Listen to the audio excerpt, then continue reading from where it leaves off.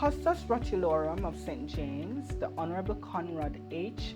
Pitkin, Minister of Justice, Honorable Delroy Chuck, Minister of State in the Ministry of Labor and Social Security, Dr. the Honorable Norman Dunn, Permanent Secretary, Ministry of Justice, Grayson Stewart McFarlane, Executive Director, Legal Aid Council, Diane Watson, Executive Director, Jamaica Council for Persons with Disabilities, Dr. Christine Hendricks, members from the community of persons with disabilities, other specially invited guests, those viewing via the Ministry's YouTube channel, Ministry of Justice Jamaica, members of the media, good morning.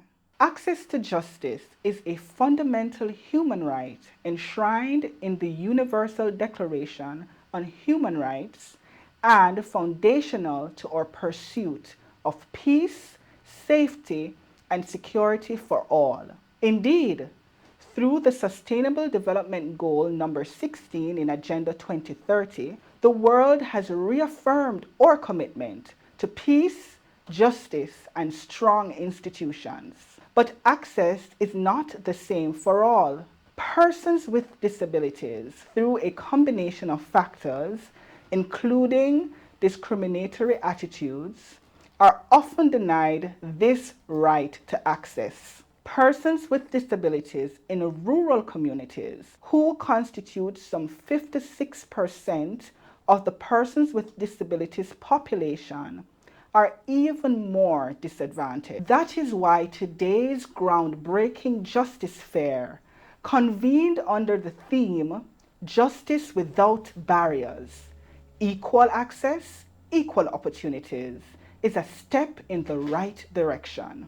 By taking critical justice services to persons with disabilities in their hometowns, using a participatory and inclusive model, an important dimension of accessibility is being addressed. A 2019 global report on access to justice of persons with disabilities confirms the value of this approach.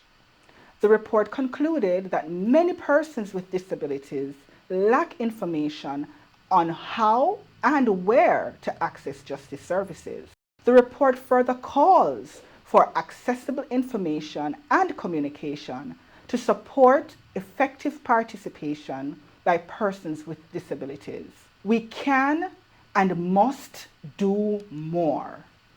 UNDP agrees that multiple dimensions of access to justice must be addressed to strengthen their participation on an equal footing with others. This includes access to legal assistance or representation, physical access to justice facilities, accessible transportation to and from these facilities, provision of information in accessible formats, and training for professionals working in the field of justice. Tackling gaps in services for vulnerable and underserved groups must therefore remain a priority if we intend to meaningfully improve access to justice services for all Jamaicans. UNDP's Program of Assistance over the 2022 to 2026 period, anchored on leaving no one behind,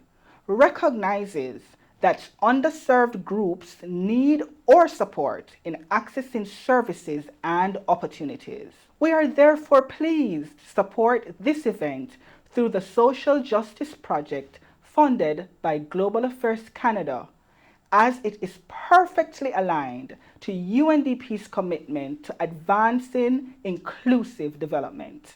The Ministry of Justice and its Legal Aid Department and the Jamaica Council for Persons with Disabilities must be commended for conceptualizing this event and must also be lauded for their commitment to dismantling the barriers that limit access to justice for underserved populations. We continue to be grateful to Global Affairs Canada for its sponsorship, without which this intervention would not be possible. Canada continues to be a valuable partner in strengthening Jamaica's justice system and now through the Social Justice Project in bolstering access to justice for all.